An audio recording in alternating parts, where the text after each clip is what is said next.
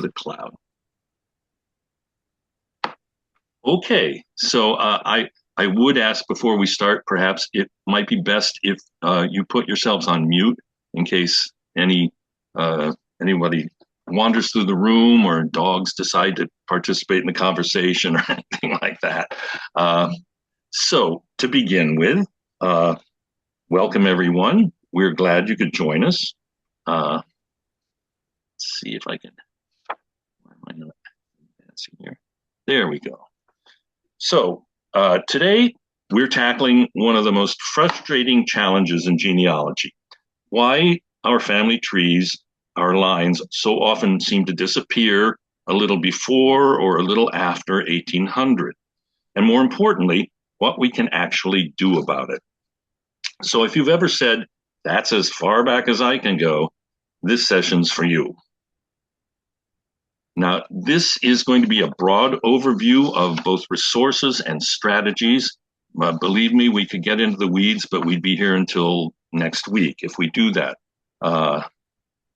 As I said, our cousin Bill Parke is going to present a case study on his line, which I can tell you in advance because I have had a preview, really is a wonderful example of how to use the resources and the strategies that we're going to touch on in just a few moments. So because this is a fairly hit the highlights and we'll try to go through it rather quickly, there's going to be lots of information on our resource page, and there's a link to it there, but I will post the link when I send out the mailing about the video being available. And I will also put the link in the comments section beneath the video on our Park Society YouTube channel. So you will have access to that. You can download it and save it. It's, I think, about 10 pages long. And anything that we talk about here in terms of URLs or websites or anything, trust me, it will be on the resource page. So if you're taking notes, you don't have to worry about that.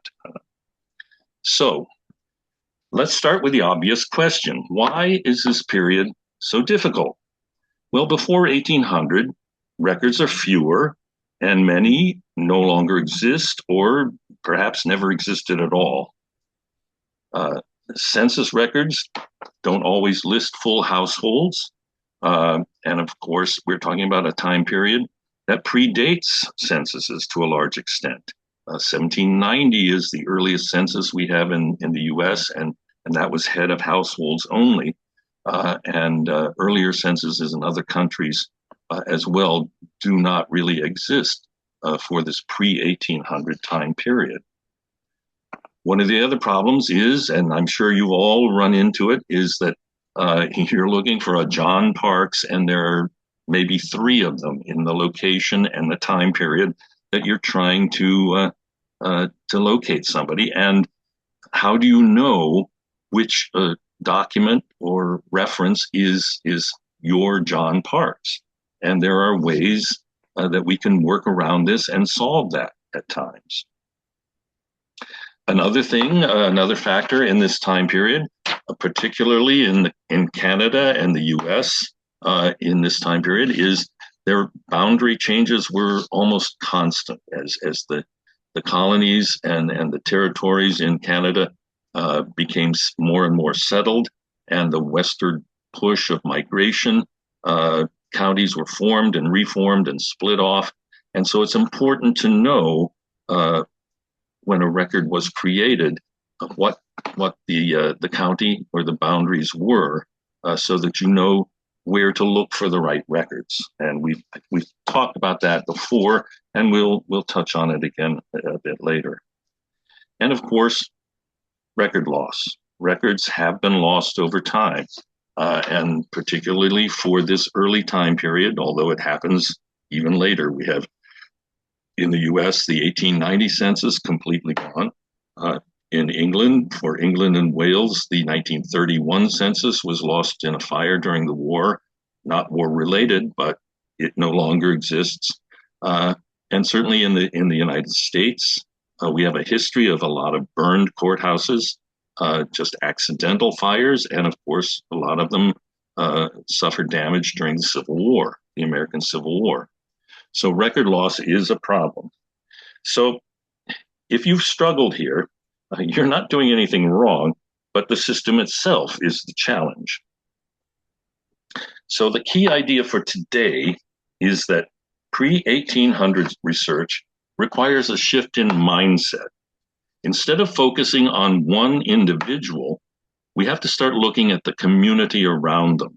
And this is a term that we've mentioned before, and you may be familiar with it in any case, a fan research or a fan club.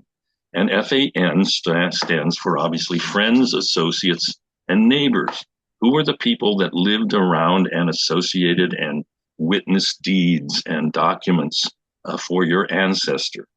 Because they very often will hold the clues that you need to learn more about your ancestor.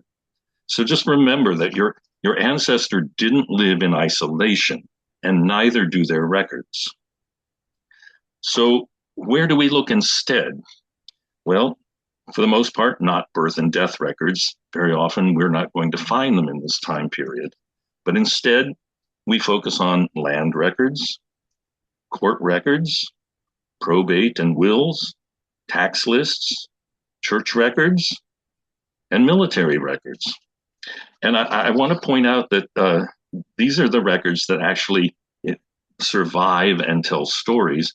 But I just wanted to append on here, don't overlook books as a source. We are very fortunate that we are living in the dawn of an age where many of these records above that we're looking at are becoming available online, the actual record images. And that's wonderful. But for those of us of a certain age who have been doing this prior to the advent of all of this availability online, for many years, a lot of these records that we're looking at in this list above were abstracted and published in book form. There's quite an industry of that, and they still exist. And they exist in a number of libraries and online sites, places to look for genealogy books of various kinds. On FamilySearch.org, in the search menu, the drop-down menu, there is a category for books. These are books that are in their catalog, and if they are not under copyright, in most cases, they will have been digitized and be available. But even those that are not, you know they exist, and they will show you where they exist, and in most cases, in locations in their library and in other locations. Another good source is Percy at the Allen County Public Library in Fort Wayne, Indiana, where I'll be in a few weeks. Percy stands for the Periodical Source Index, and that's something the Allen County Public Library created years ago, and it has a huge number of publications, and it will tell you not only whether they have them, but where other libraries hold these publications. Another one is the Internet Archive. We have Hathitrust, and don't forget Google Books. They have a good number of books, and of course searchable. And again, with all of these, if they are not under copyright restriction, you may be able to access them online. But if they're not, and you don't live near a library or a historical society where these are available, I think I know I have it on the resource page, but there is something called Random Acts of Genealogical Kindness. They have a website. It's a group of volunteers and people in various locations who have volunteered to do lookups in cases like this. So again, that's on your resource page. So moving on to land records, we're going to take a look. Land records are incredibly powerful. They tell us where someone lived, who their neighbors were, and when they arrived or left. It will help you track movements into or out of a location. And here's the important part. Neighbors are often relatives. So land records don't just show property, they show networks of people. Court and probate records are often overlooked, but they can be gold mines. They can reveal entire family structures, relationships, family relationships. Here, for instance, is an abstract of a will from 1664, 1665 in Staffordshire, England, of a William Parkes. He apparently, from the looks of this, was not married or had no children, at least at the time of the will. It identifies him as a nailer, and I will tell you there are other Parkes wills in this time period in Staffordshire who were also listed as ironmongers. So it seemed to be sort of a trade that was popular among that family in that area. But it tells us that he had a brother, John Parkes. He had cousins Roger, William, and Mary Parkes. There are two other people identified who may or may not be related, but no relationship is stated. But it also shows us that he had another cousin, Henry Parkes, who had a son also named William Parkes. So just from this one will, you've managed to start a family group. And by cross-referencing other record sources, other wills, you should be able to put together a pretty good family group sheet and lineage on these Parkes in Staffordshire at that time period. Another thing court and probate records touch on sometimes are guardianships. When a man died, even though his wife was living, the court would appoint guardians for his minor children to make sure that they were educated and cared for. And here's where I'd like to point out, and it's on your reference sheet. There's a wonderful webinar. I've had the pleasure of hearing her give this presentation in person. But Judy Russell, the legal genealogist who we've spoken about before, has a presentation called How Old Did He Have to Be? And it really breaks down how knowing the law in place at a certain time and a certain location can help you with solving genealogical problems. For instance, when it comes to guardianships, we talked about they are minor children. But if you see a court appointing a guardian for minor children, in most cases, because of the common law, that means they were under 14 years of age. After the age of 14, between 14 and 21, children were allowed to choose their guardian. And so you may see a separate court case where some minor child comes into court and chooses his guardian. So that's a way to sort of at least get a rough idea of when some of these people were born, barring having more specific information about the times of their birth. And there are many other areas of the law where the presentation, how old did he have to be, is so very useful. I cannot recommend it enough. Witnesses and executors, the same sort of thing. Very often they're family members or neighbors, parts of that fan club. And also referencing Judy's presentation again, I was surprised to learn, I always assumed that a witness to a document or an executor of an estate had to be 21 years or older. And apparently, in some locations at some point in time, that was not necessarily the case. I can't remember exactly what the year was, but it might have been 16 or 18, surprisingly enough, that people were allowed to witness documents and even be the executor of an estate. So moving on to tax lists. Tax lists are often one of the most underused tools in genealogy. They help us track a person year by year. They can fill in census gaps. And of course, tax lists existed far, far earlier than any census began. The tax man was always there, and he seldom missed anyone who was eligible for paying taxes. And again, they can help us track adulthood in most cases. a man was liable for taxes when he turned 21. So when you see a name first appear on a tax list, on a series of tax lists in a location, that could be a very good indication of his year of birth within a very short time period, 1 or 2 years. Likewise, in many locations, when a man reached 50 or older, he was no longer subject to taxes.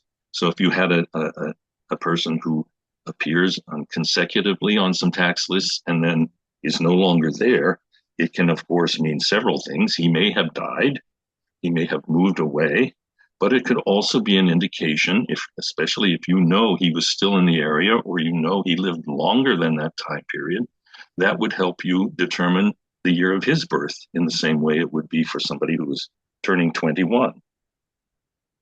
So we should think of tax lists almost as a kind of annual census substitute when they're available.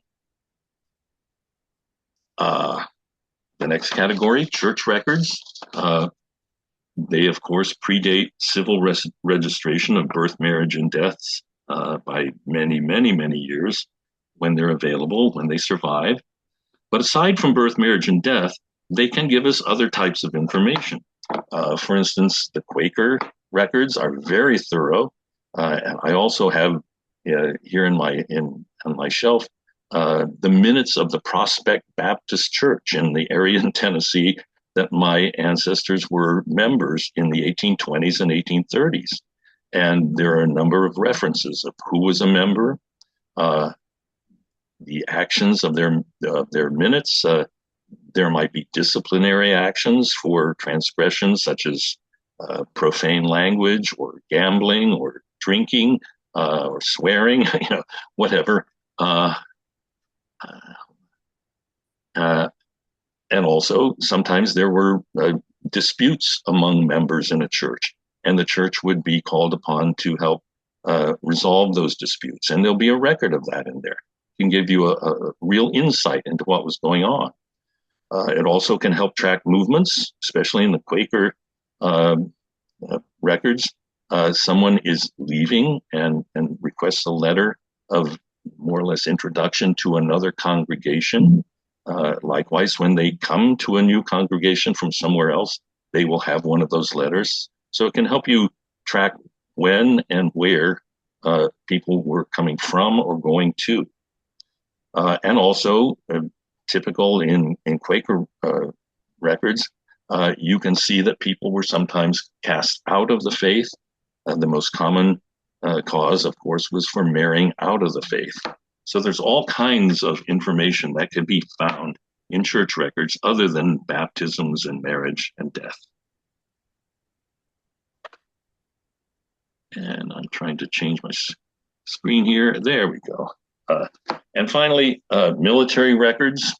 If there is one organization in the world that is known for its record keeping, it is the military. And fortunately, a lot of those records survive over a good number of years all over the world. And military records will cover all phases of a person's interaction with the military, from registration for service. We see that here in the US for World War I and World War II, whether a person actually ended up serving in the military, they still had to register and give information, age, birth date, next of kin, profession, that sort of thing. We have enlistment records when they're in there. We have service records to follow where they went and what happened to them upon leaving. We have discharge records, and of course, probably the most prominent record that we try to access are pension records, both for the pensioner himself and when he died for his widow and dependents. There's so much to be talked about here that I think this is a good subject for a future town hall. So we will definitely keep that in mind. So here's the major shift in approach. We need to stop looking for one record that proves everything. That record really doesn't exist. Instead, we need to gather multiple pieces of evidence. We need to build evidence. compare and correlate those records and try to come to some sort of conclusion or form a hypothesis that we can test in various ways, including DNA testing. And of course, just touching on this again, much of that involves using the fan club method. Friends, associates, and neighbors. Research the group.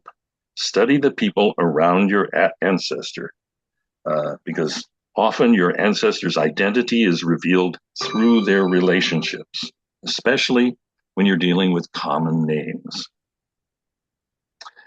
Building a timeline can help bring everything together. Take every record you find and place it in chronological order. And what happens? Well, you begin to identify patterns. Gaps will sometimes become visible so that you realize that there's a good period of time that I haven't really found any records for that ancestor or that family. And perhaps I need to focus on trying to find something to fill that gap. And of course, it can make movements make more sense. So here's an example.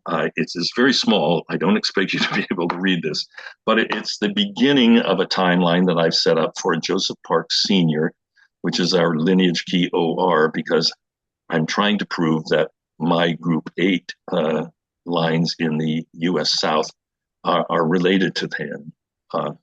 We think perhaps he may have been the immigrant ancestor. The earliest record we have for him is from 1719, when he purchased 400 acres in Virginia in Isle of Wight County. At that time, he is listed as living in James City County, which is that area up on the coast where Williamsburg and Jamestown exist on the James River. Isle of Wight County at that time was on the south side of the James River and extended all the way down to the border of North Carolina. Shortly after, we talk about boundary changes. In 1720, Brunswick County was formed out of parts of Isle of Wight County, as well as Prince George and Surrey. In 1720, later, we have a deed, not Parke's, but here we have, as a witness, we have Joseph Parke and Judith Parke. And we learn later from his will that Judith Parke is the wife of Joseph Parke. And what this tells us, if nothing else, it places us, of course, in that area, but it tells us that Joseph and Judith Parke were married by 1720. And most likely, they were married when he purchased that land in 1719, and may well have been married prior to coming to America if he is indeed the immigrant ancestor. So it tells us we're not probably going to find a marriage record in Virginia or anywhere in the British colonies at that time. And it goes on, more references, they put them in there. Again, we come down to in 1733, what's often called road orders. Men who lived along a road or a roadway were required to help build and maintain the road, and they were named, and it's a great way to see who lived in the area other than that particular ancestor. And we have Joseph Parks and a William Parks now, who may be a son, or he might be some other type of relative. I've also underlined there's a John Lucas, because in his will in 1749, the only 3 people Joseph Parks Sr. References are his wife Judith and his son Joseph Jr. and a grandson named John Lucas. I tend to believe that the one who is mentioned in these road orders is probably the father of that grandson, and which means, of course, he would be Joseph Parks' son-in-law, which means he married a daughter of Joseph Parks, and if we can discover her name, then we've added to what we know about this family. And so, that goes on, and we bring it forward in time. But a timeline is extremely valuable. It turns scattered facts into a story. Moving on, let's just touch about geography and why that matters. It can be critical. You can map land. Very often deeds or land grants not only describe the borders, but you might actually get a land plat that would show the shape of the property. It would help you understand where records were kept. You can help use geography to track boundary changes, to follow migration routes. Very often in Revolutionary War pension files, and we have a number of abstracts of those of Parke's Revolutionary War veterans in our file section on our members only pages. And very often in those pension files, they will describe their movements from the time they left the service in the Revolution and moved sometimes multiple times through various states, and will give you the date they moved there, how long they stayed, where they went after that. A lot of valuable information. And we need to remember that people didn't move randomly. They followed patterns. There was a reason they went from one place to another, and there was a way that they got there. There were certain roads, there are migration routes, and we have information on the resource page on how to find those migration routes. And they were not always roads. Sometimes they were waterways. It was certainly easier in those early days to put your goods and your family on a flatboat or a raft and float down the Ohio River than trying to move all of those people and parcels across land at that time. And again, remembering that people moved in family groups. So if you understand geography, you begin to understand movement and why it happens. And finally, let's bring DNA into the picture. We've spoken about DNA testing quite a bit. So all we're going to say really is that DNA is powerful, but it's not magic. It can help us confirm or support a hypothesis. It can connect lineages, and it can point us in the right direction. Or it can help us avoid going in the wrong direction, just as important sometimes. But the bottom line is to remember that DNA must work with records. It does not replace them. So now here's a practical roadmap you can follow.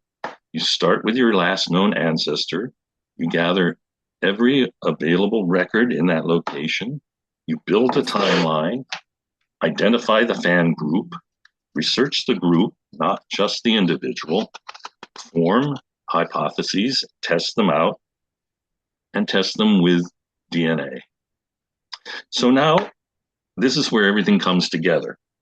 In a real case, you start with a known individual, you hit a brick wall, you use multiple record types, identify patterns and relationships, and then you confirm or challenge your conclusions with DNA. And this is how breakthroughs happen. And now, as I mentioned, I'm going to stop sharing my screen for the moment, and we're going to turn this over to our cousin, Bill Parke, who is going to share his screen and give us a case study, which actually, because I've had a little preview of it, I can tell you, he covers all of these areas we talked about. He's used the type of sources that we talked about, and he's used the strategies that we talked about. So, Bill, take it away. Okay, yeah, thank you. Okay, so this is a case study of my fourth great grandfather, an Alexander Parke, born in 1765. And this is all in Scotland, so it's very particular to Scottish records and the Scottish system. And it's what's behind the Parke Tartan Wall. And for those with Scottish ancestry, this is the Parke Tartan, if you've never seen it before. So the walls come not just 1800, but also 1700. And there are various strengths of straw, wood, brick, and concrete. So this kind of relates to the DNA group 008, which includes Ken.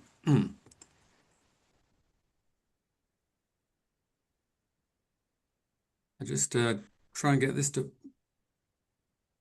page down. It doesn't seem to want to do that at the moment. Uh, well, I'll just scroll down. Pretend Yeah. I've, I've done that. Okay, so wall number one is the 1800 brick wall. So we start with my fourth great-grandfather, Alexander Parke. So we know him through various census records, marriage records, various DNA, all the way to New Zealand. But beyond that, it was only known he was born in Scotland. And his death certificate didn't even give who his parents were. However, there was a family Bible that gave a clue that he was a member of the Episcopal Church in Lonmay, in northeast Scotland, and his father was called William. Now that's a big clue, and it cuts a lot of corners. But if we had not had that, DNA pointers would have identified this location and the church in the end, just taking longer in time. So here we see his death certificate, 1853. So this is before the 1800 brick wall. Interestingly, it's got his age wrong. So it just shows what is meant to be reliable is not reliable. And it shows also he died of old age, which is not very helpful to people. So moving on, census records stopped in Scotland and England in 1841, but here's one from 1851, where he's living with his son Richard, age 86, which is now the correct age, and it just shows he comes from Scotland.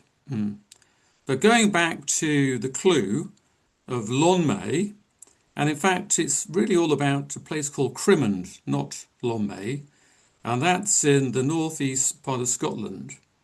And notice there's various ports in that area which will become important down the line. So, what tools can be used to reach back further in Scotland without going down too many rabbit holes, which by and large are other people's trees? And we all know you can add a lot of garbage to your tree by not checking things out. So in Scotland, there's a great resource called Scotland's People Records, as opposed to the National Record of Scotland, which is all kinds of other things, land and archives and this, that, and the other.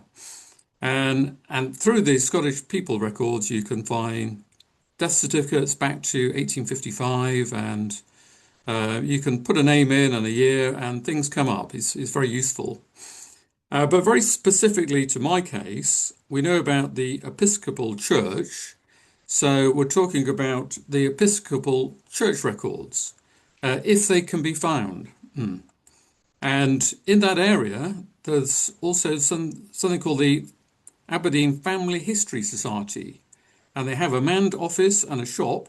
And if you phone up, and Anne Parke answers the phone, which is rather good.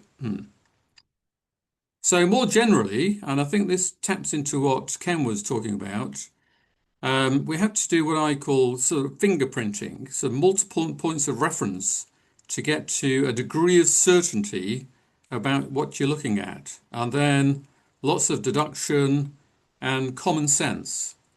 But the thing about common sense is what they say it's not that common.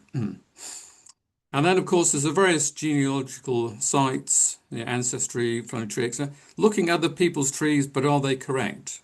And here's what you'll find if you go to the Scottish People's website.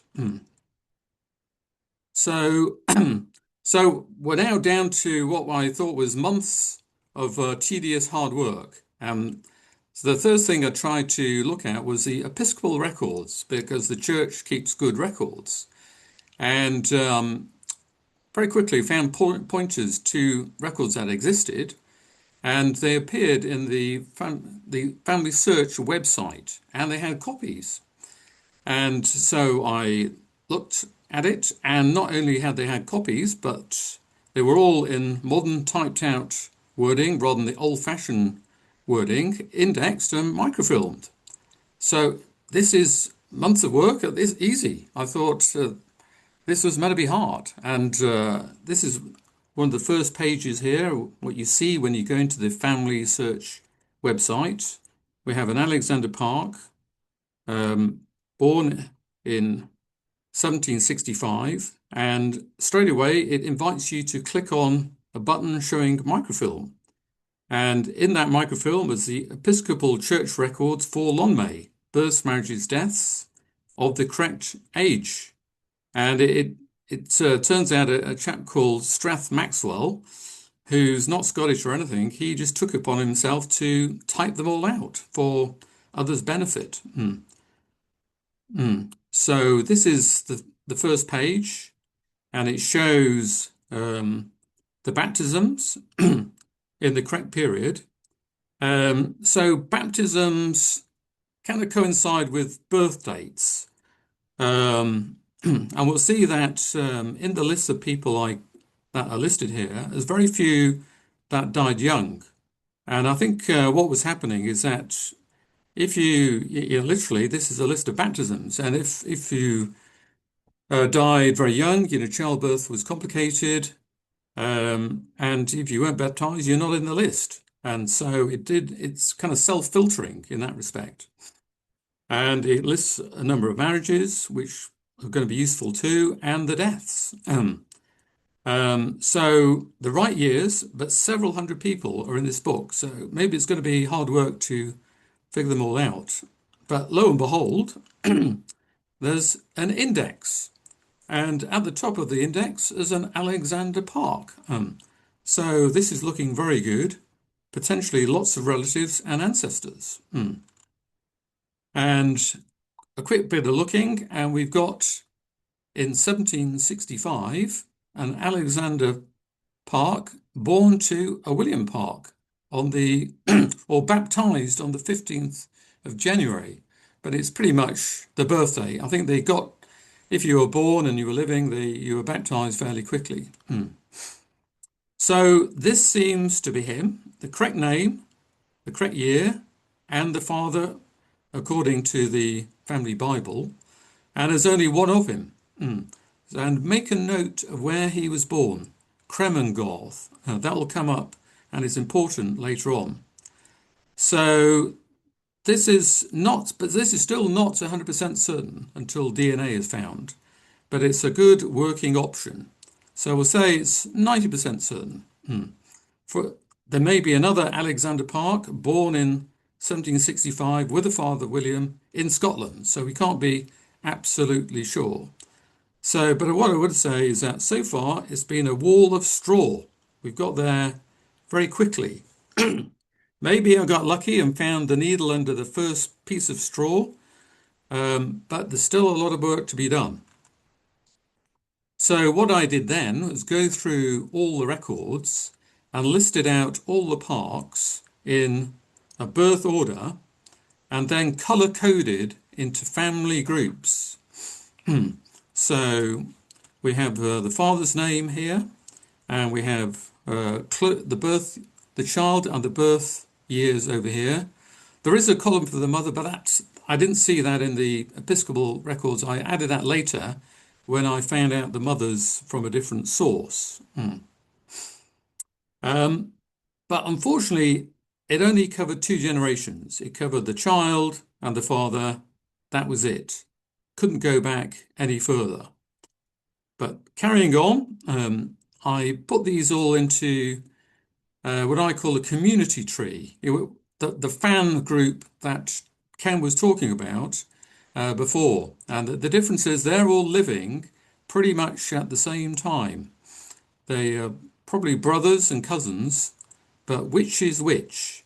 So my Alexander, fourth great-grandfather, is at the top, and we know he had a father, William, the fifth grandfather, and he seems to have a number of brothers, and and these were all at the same Cremengorth farm. So we know that they were all part of a group. There's a number of points of reference. And there was another William at a different farm, but these births just predate this. So it's likely that this was the same William and he just moved farm. And we have an Alexander doing the same thing, and a James and another Alexander. So he can't be a brother to this William because we've already got one. So he's probably a cousin of some kind, and a James as well. And also usefully in these records, it goes back into the 1800s and beyond. So there's a possibility of tracking other descendants and checking other DNA back into this group. So we have brick wall number 2. We're still in the 1800s, and we've got to get back before Alexander, my fifth great grandfather, and we don't know when he was born. So we're stuck again. But now I contacted the Aberdeen Family History Society, who said, why don't you look at the MI, and that's the Gravestone Records book, and they have a pamphlet for Crimond, and here it is. Here you see on the video. Get that? Can't quite get that in focus. And bingo! In that book, there's a grave 32, and there was a William Parke having the same name as the name Alexander, born 1765, from the family Bible, who farmed at the same Cremengorth farm which we saw in the earlier record. And this is where my Alexander was born. And this William Parke, he just died at this farm just a month before, only aged 49. So it seems this is the correct two Williams, and the fourth great grandfather found.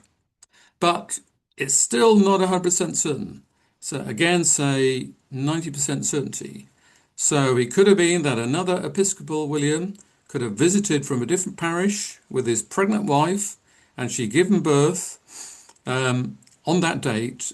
But, walking there in that state, there was no bus service or anything like that. And the Episcopal records tended to note if something slightly unusual happened, and that wasn't noted, so that was quite unlikely. And even more lucky, if you want, in the same grave was his father, another William, born 1676, who died aged 87, so that's the sixth great-grandfather found. So that has to be 100% certain because it's set in stone. So in the book, here's the map of the graves, and we'll see a number of graves close together. And these are all Parke graves, and that's not by accident. They were put there because they're related. And there's a few other Parke graves in the same graveyard that from a later time, and also some Beset graves. So remember that name for later too. So here's the page in the booklet where it says it all, and you can see it's now heavily annotated with all my scribblings, trying to work out who was who and what was what. And but just put that aside for the moment, and just remember that there's two farms linked here.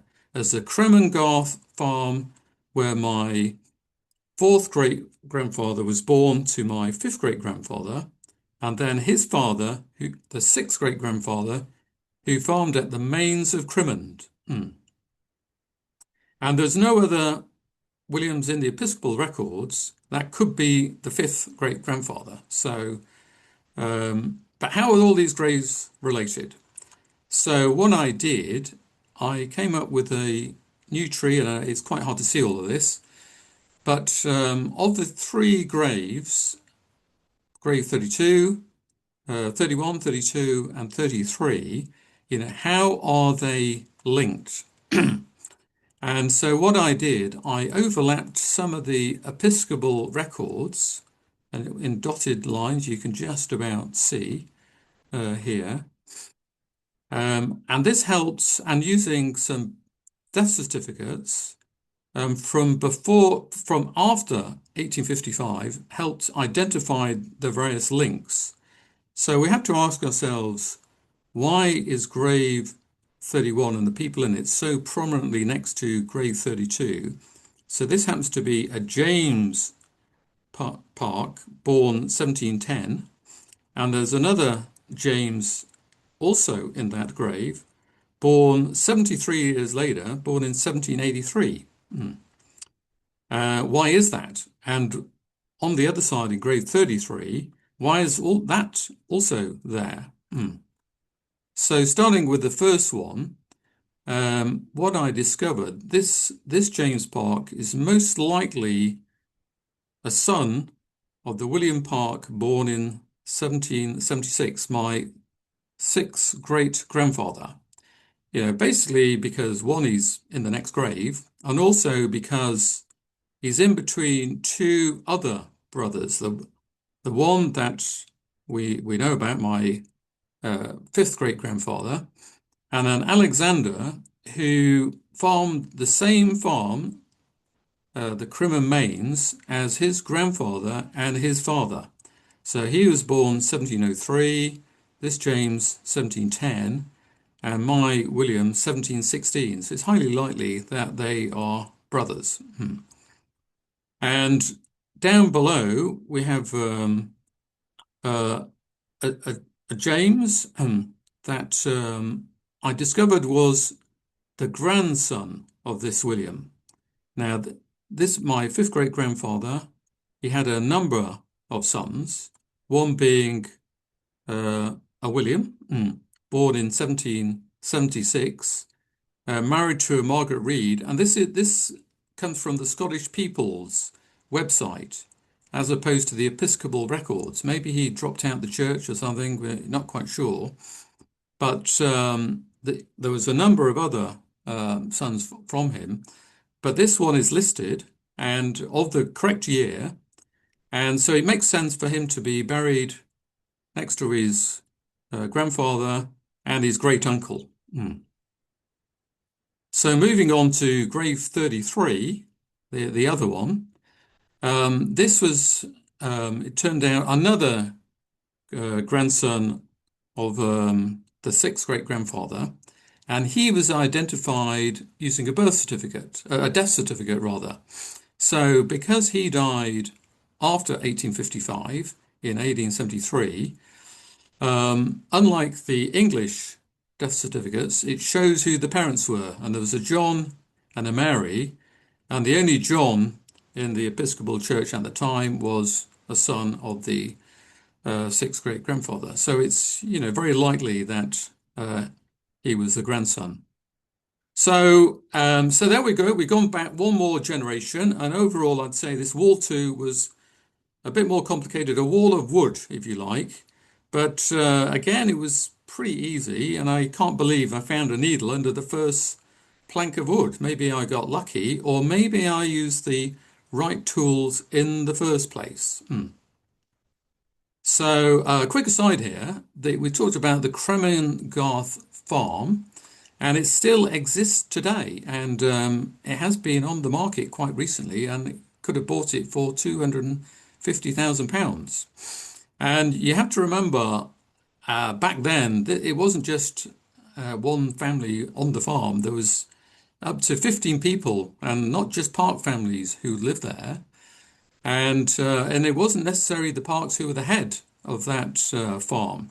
And there was very little machinery. And that's why there was so many people who lived there to work the land. It was virtually subsistence farming with little ways out. No internet, no cocktails, just hard work, no shoes, little food, but often dying old. So it's a hard life. So I have an 1870 map footprint, and you'll see back then the building here on the left has been extended since then. It was more of just a straight shape, but there was a lot more to the farm back then where all the other people and families lived. So going back onwards, we come now to brick wall number 3. back beyond 1700. Who was the father of my sixth great grandfather who was born in 1676? And I noticed that the Aberdeen Family History Society had another pamphlet called The People of Lomme and Crimond. And here's the booklet. And these were poll tax records. You remember Ken talked about tax records? Well, luckily we have them for this area. And bingo, at the same farm as the gravestone of my sixth great grandfather, Maine's farm, was he and his father, yet another William Parke. So the seventh great grandfather has been found. So there's quite a bit of assumption maybe in that. So let me explain that a little bit.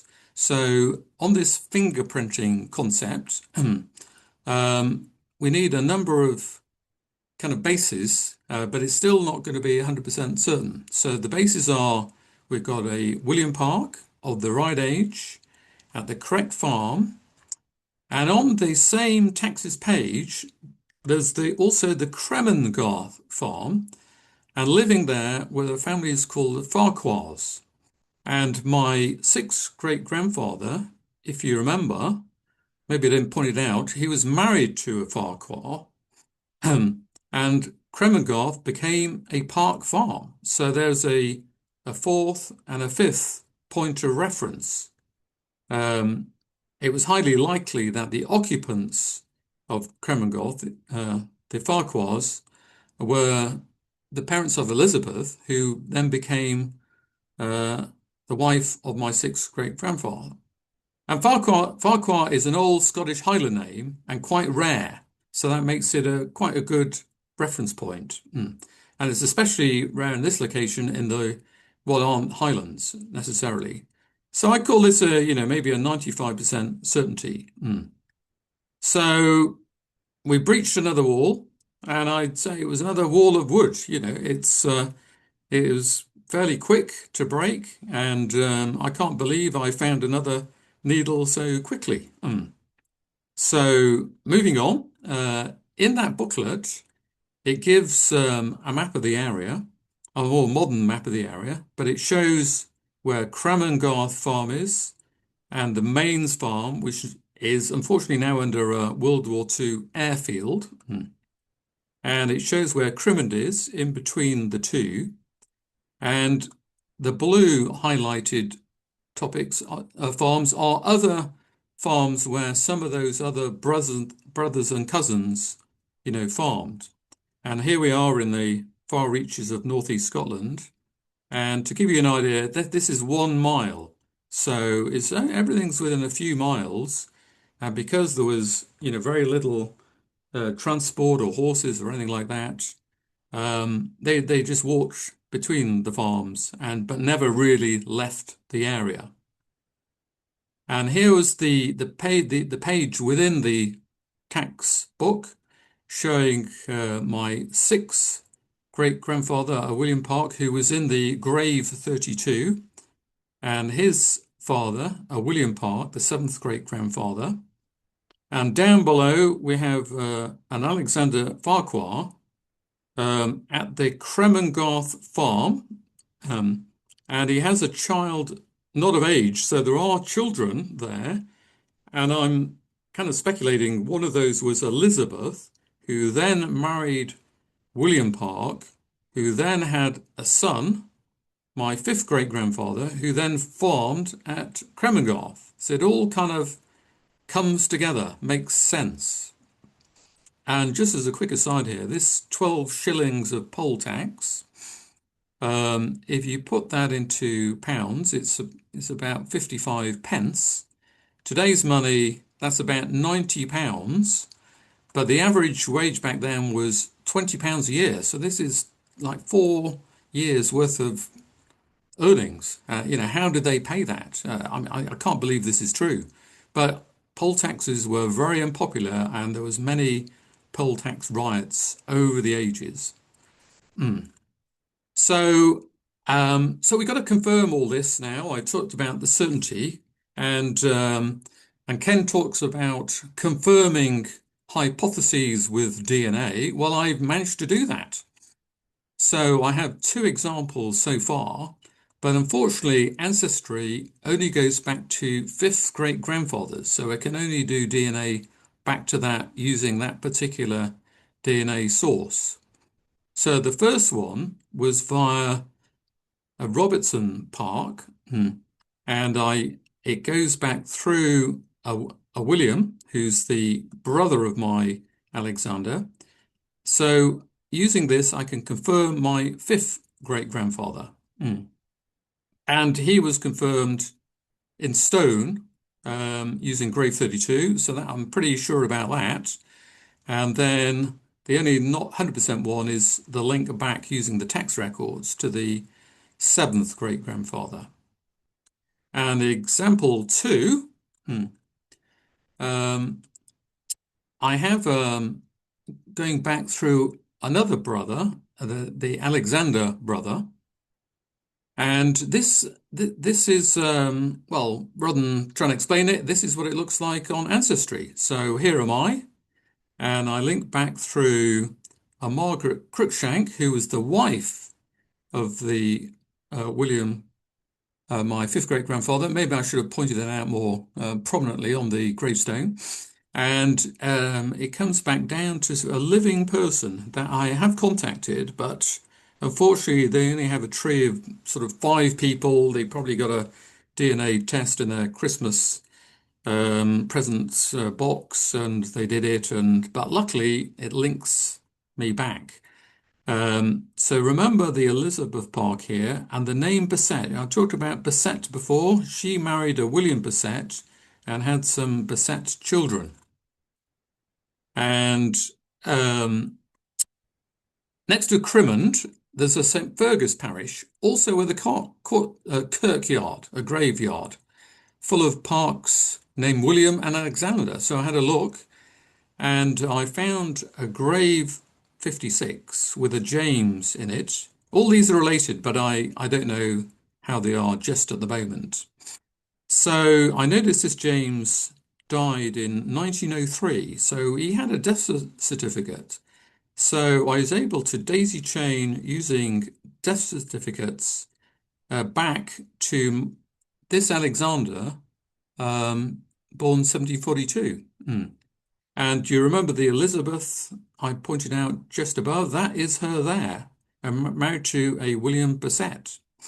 And the James is this James down here. So I think now we have 100% certainty for the William, the fifth great grandfather, and maybe a 95% certainty for the sixth great grandfather. Oh, well, so that's 100%. The seventh great from that should say, really. So putting all this together, what is in black on here is you might say is fact, and what is in red needs to be confirmed. And all those in the big Y800 group are connected to this in some way, maybe over here on the left, or more in recent times on the right. Or so, for example, there is a Alexander Park born in 1764, and he might be able to use this tree as it's now more reliable. And I just cheekily put him here. But he might be coming down this line like that. Hopefully you can see my pointer, or this line further to the left, or a little bit further along again. But he is related into here somehow, being quite close to me in number of steps in the group. And despite the fact on his gravestone it says from Dumfriesshire, he probably moved there prior to going to America, or his father moved there and he was born there, but then his father came from this area. So moving on again. So this is my whole ancestry tree behind the 1800 wall and behind the 1700 wall. So my line comes from my seventh great grandfather down like this to me, and my fourth great grandfather is here, and we've managed to trace back through the 1800 wall, back through the 1700 wall into the 1600s, and then using the Episcopal records to come back forwards in time again so that we can maybe find some more male DNA and do some more big Y tests and more confirmation. In other words, some more work. And what I also did in building that tree, I added a number of what Ancestry allows you to do is fiddle around with a little kind of person symbol, and I added in a grave number, the Episcopal record, and even the color coding for the family tree you saw. And these symbols have been picked up, and they're now all over Park trees, all over Ancestry. And and hopefully because I really believe this is correct, I'm spreading truth, not false rumors. So, and here's me over here. So I've used kind of four types of tree. The traditional family ancestry type tree. The community tree. What Ken called the fan tree, and I don't think he touched on it, but the MI tree, the gravestone network kind of tree. And next we have, going back even further, is what you might call an origins tree, brick wall number 4. So who were the ancestors of William Parke, my seventh great grandfather, who was born probably about 1640? Now, before this time, unless you're a higher status person, there's very few written records. And maybe AI in time, if you put all the park information into some kind of database, it'd be able to come up with some more links and what have you. But right now, the best we can do is do some origins. So the Big Y 700 group, uh, if you're a member of the 008 group within that, you probably could say you came from Aberdeenshire and maybe the Crimond area, but without having an actual family tree. But before that, the Parks have came from Normandy and Flanders with the name Park with a C.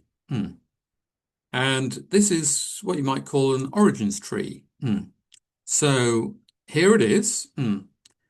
And so a long time ago, there were no parks. There were a group of people called the Franks, and they moved into Flanders, which is now sort of southern Belgium and a bit of Holland, and Normandy, and they had the name of Park.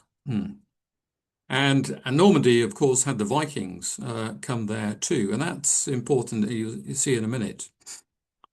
And so then there was the invasion of Britain, by the Normans in 1066, and the name Park with an E and an S, and even with an ER. I know that's not part of the group, but that slowly spread north into Scotland. But there was also a lot of Flemish settlement in Scotland to those ports I pointed out earlier. And these were, people that were, it's listed as professional knights, merchants, craftsmen, people that brought various weaving skills and all the rest of it. And then there was some other immigrations, what they call the Old Alliance. There was, England was a common enemy of Scotland and France.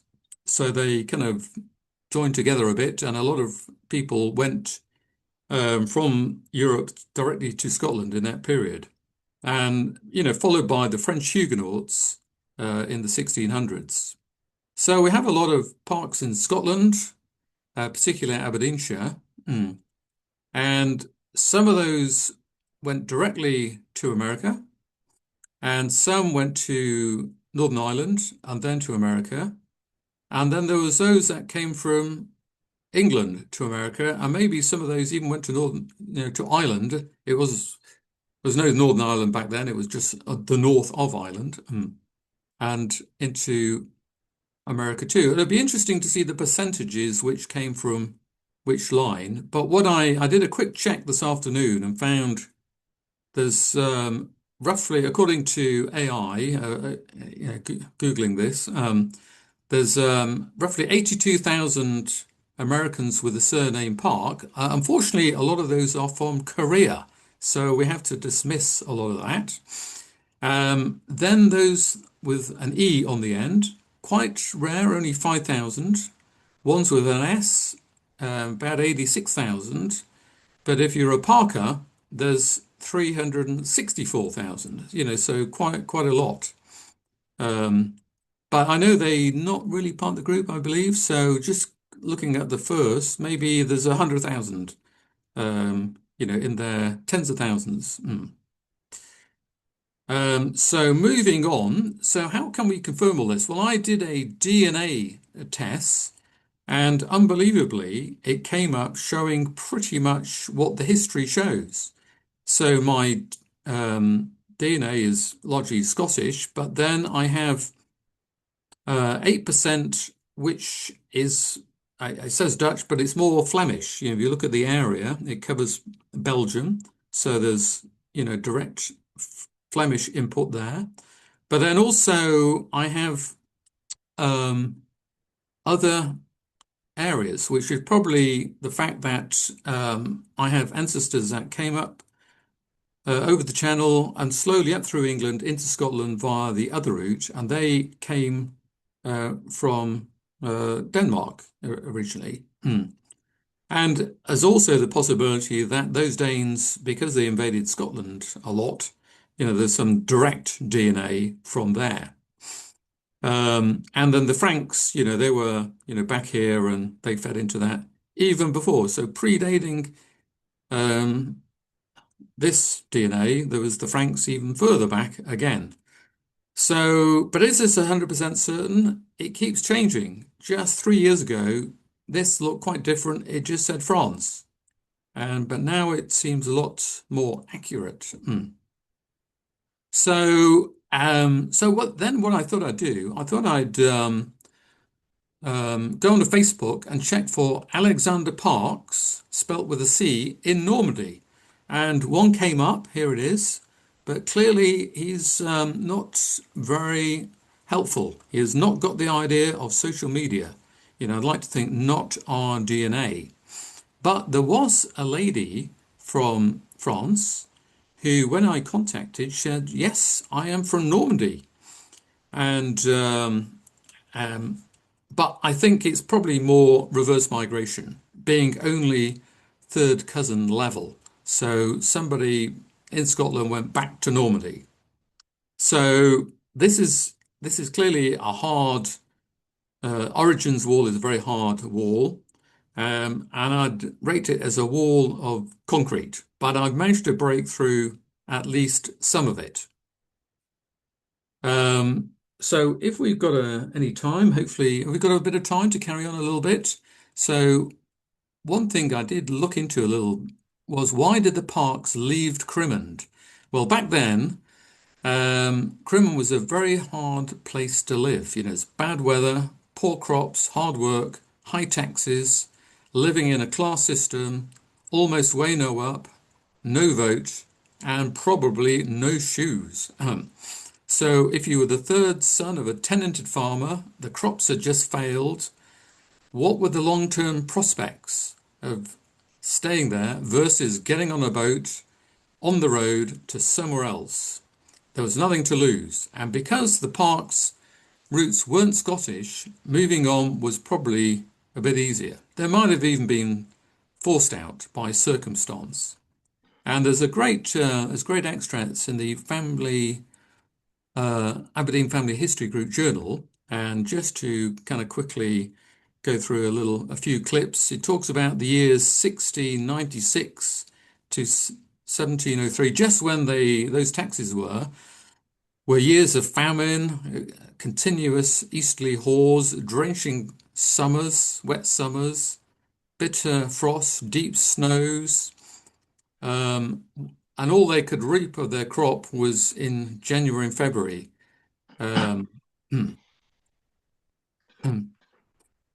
During these years, they spoke of people going to the mill to lick the walls of the mill. That's how desperate and hungry they were. And again, in 1709, there was a even worse famine. And it talks about in that period here in Aberdeenshire, many left for abroad, so possibly America, being one of the places. And begging became a popular occupation. And I'll skip that a little bit. Again, 1770s, excessively bad years again, war disaster, more snowstorms, the crops not really ripening and tasting of acid and what have you. And there's a little bit at the end about the Episcopal Church, and it talks about Bell Jean Parke and the Laird of Parke. Yeah, I'm not quite sure if this is a laird is a social status person in Scotland. And there's a little story here about the bell became cracked in the church, and they tried to find a new bell, and they gave it to a Mr. Eaton to go and cast a new one, and he essentially ran off with it and was never more heard of. And they looked to buy a new one from Holland, which I thought was quite interesting, rather than England or somewhere within Scotland. So it's clearly links back to that area, even back then. And it talks about, Scotland being overrun by beggars, male and female, over 100,000 miscreants, so it wasn't a great place to be living. And no wonder some chose to go to America and elsewhere around the globe. So there we have it, the end so far. So I'll stop sharing that and hand back to Ken. All right. Well, That was great. Thank you, Bill. That was, you couldn't ask for a better use of everything that we were talking about and taking it back in time. So just to wrap up very quickly, so let's bring it all together. The key takeaways from all of this is that records do exist. They're just different from the kinds that we very often rely on in the late 19th and 20th and 21st century. Again, think in groups. You can see how that worked. Use multiple sources, which Bill obviously did, and combine DNA with your research. If you change how you approach the problem, then chances are the results will change. So I think this is probably something that we might want to do every few months, is dedicate a town hall to sharing brick walls. So prepare yours. Doesn't have to be as formal a presentation as Bill did, but come and we'll discuss it, and people can throw out ideas, may have ideas of record sources that you might try to look at, and together we may be able to find our way forward. So the bottom line, I think I used this in one of the postings, but remember that before 1800 isn't the end of the road. It's just where the real work begins. So thank you all. I'm going to stop sharing my screen as well, and we're all back. And thanks for sticking around. I hope you found Bill's presentation as interesting as I did, and I thank him for taking the time to put that together. Anybody got? It's encouraging. Yeah. Any thoughts, Barb? Thanks for joining us. I'm meant to reach out to you because originally I was going to feature Barb's lineage for this town hall and talk about using the 1939 National Register. Well, I went down a few rabbit holes and decided that it needs a lot more work. And so we will come back to that because we're finding out a lot more. And interestingly, Barb's lineage comes from Staffordshire, Wolverhampton. And the more research I did, there's so much out there. And Daryl, that is most likely to be your group 42. what we're trying to do is find some DNA from Barb's lineage, and it's proving to be quite challenging. but we're learning a lot about other early lines, and there's so many possibilities for tracing down and finding other DNA candidates, and really getting a better representation of the Parks in not just Staffordshire, but the other counties surrounding Birmingham, Gloucestershire, Warwickshire, those areas, because I can see from early records that they did move around in there. So it's going to be very interesting, and we will definitely come back to that in a future meeting. Well, I apologize for being late, but we had a reception after church, and so. Well, we'll just put a mark in your permanent record and try not to hold it against. So briefly, does anybody have any questions? I did want to say again, Katie Stockstad, thank you for joining us. We hope you'll get in touch with us and perhaps be interested in becoming a member. But if you can shoot your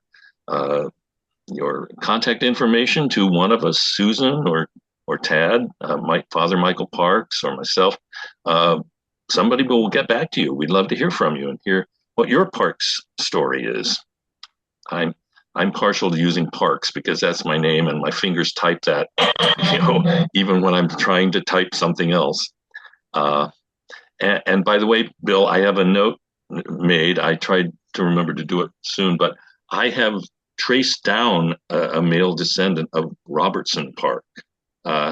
In fact, I think his name is Robertson Park. He's a fairly well-known attorney living in the Washington, D.C. area with a big law firm, but he spent a lot of time working for the government, specializing in fraud cases and things. I have reached out to him in the past and gotten zero response, but we'll definitely do that again, and I might ask you to get in touch because you have really a closer connection than I do, and it might mean more coming from somebody like you. So I'll be in touch with that. But there are descendants out there. We just have to tackle them and swab their cheeks and then run away quick before they catch us.